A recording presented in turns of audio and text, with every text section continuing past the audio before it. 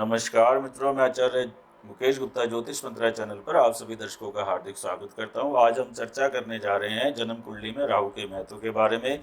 राहु ग्रह के क्या कारकत्व है, यानी कि राहु से हम किन बातों को जानते हैं।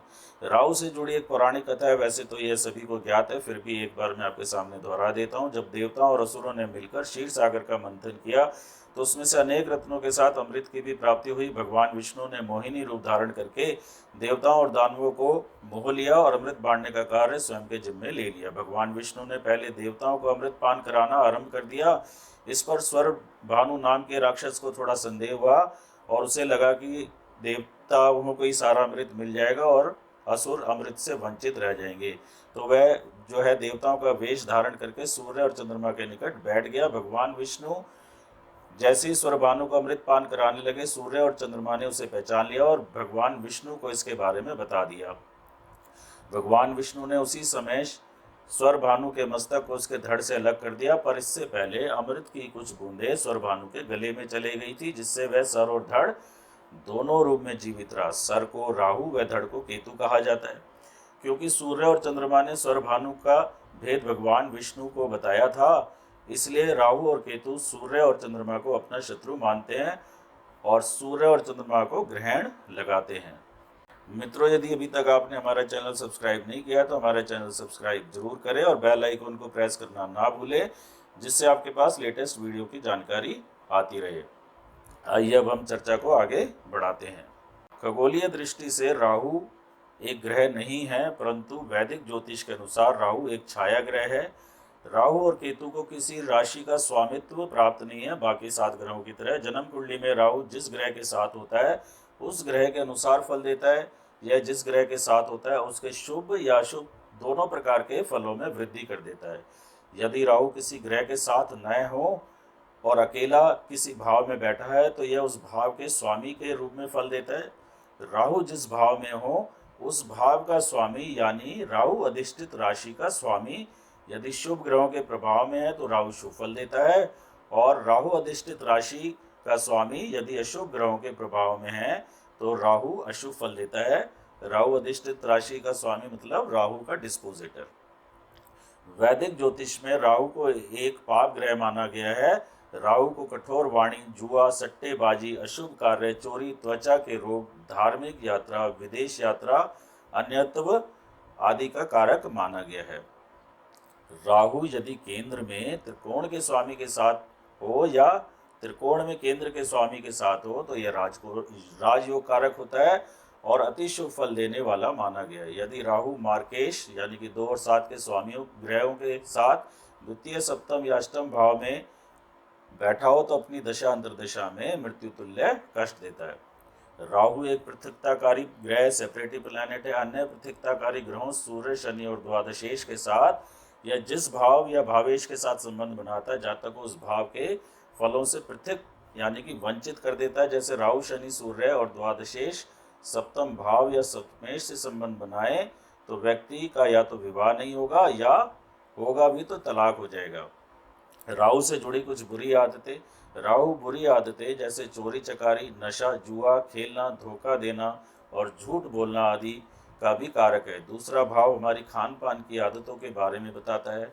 राहु का संबंध यदि दूसरे भाव या उसके भाव के स्वामी के साथ हो और चंद्रमा जो कि मन का कारक है अशुभ ग्रहों के प्रभाव में हो तो जातक को नशे की आदत लग सकती है। नशे की आदत का जातक शिकार हो सकता है। राहु का रंग कैसा? राहु के कुछ गुण शनि से मिलते जुलते हैं। शनि की बात ही राहु का रंग काला है। इसका रंग काले धुएं जैसा है। यदि लगन पर राहु का प्रभाव हो तो व्यक्ति का जो रंग है थोड़ा डार्क कॉम्प्लेक्शन होता है, काला होता है।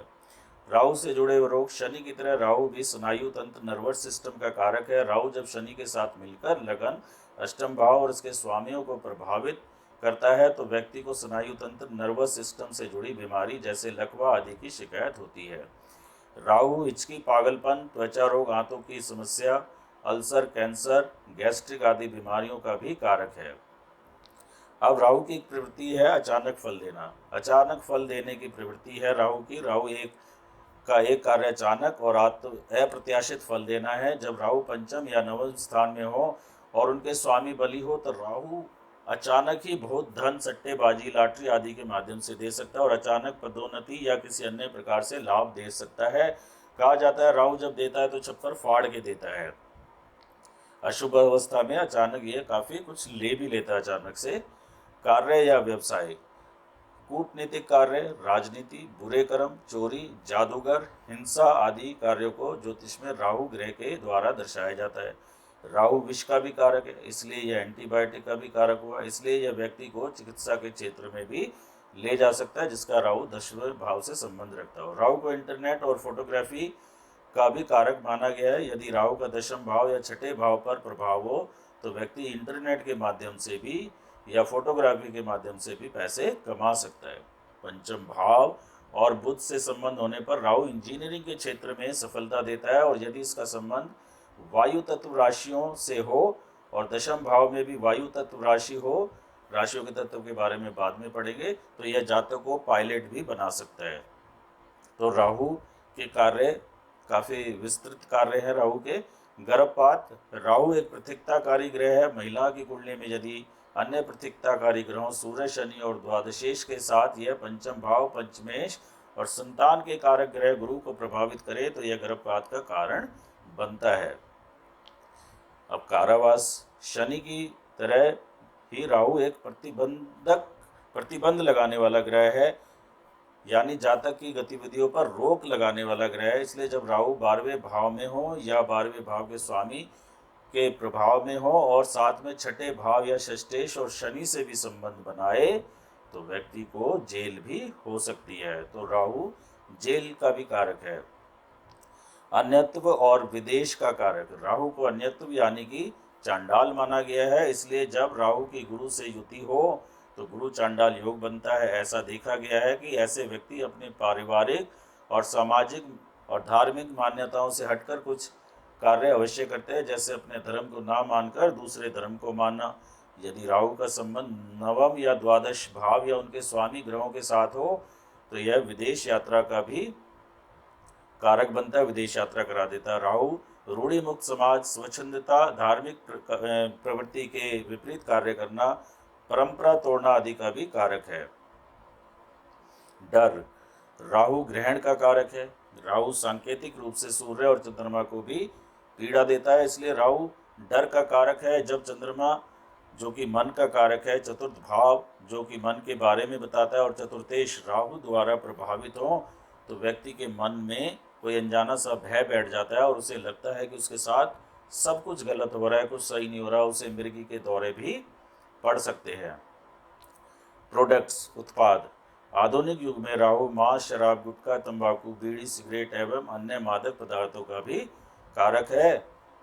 राहु के प्लेसेस, स्थान, ज्योतिष में राहु का स्थान शराब की दुकान, जुए का अड्डा, कूड़े का ढेर इत्यादि माना गया है। और तीर्थ स्थान, राहु को तीर्थ स्थान का भी कारक माना गया है। यदि राहु 10वें भाव में शुभ ग्रहों के साथ हो तो ये अपनी दशा अंतर्दशा में जातक को तीर्थ स्थान की यात्रा कराता है। तो राहु तीर्थ यात्रा भी करा सकता है, सिर्फ खराब स्थानों पर ही नहीं ले जाएगा। त्रिषडाय भाव में राहु, 3, 6, 11, ज्योतिष में प्राय सभी ग्रंथों में राहु को शुभ फलदायक माना गया। त्रिषडाय भाव में विशेष तौर पर एकादश यानी कि 11वां भाव या लाभ स्थान में राहु को विशेष लाभदायक माना गया, परंतु हमेशा ऐसा नहीं होता। याद रहे कि एकादश भाव छठे से छठा भाव होने के कारण रोग का भी भाव है, और क्योंकि 11वां भाव उपचय स्थानों यानी कि वृद्धि का भी भाव है। यदि लग्नेश का संबंध एकादश भाव में बैठे राहु से हो तो शरीर में वृद्धि यानी कि कैंसर की बीमारी हो सकती है। एकादश भाव में बैठे राहु पर यदि शुभ ग्रहों की दृष्टि हो तो व्यक्ति अनैतिक तरीकों से धन कमा सकता है और यह उसके लिए परेशानी का कारण बन सकता है। तो हमेशा एकादश भाव में राहु है तो आपको जो है बहुत अचानक सफलता मिलेगी, बहुत लाभ होगा, ऐसा नहीं कह सकते।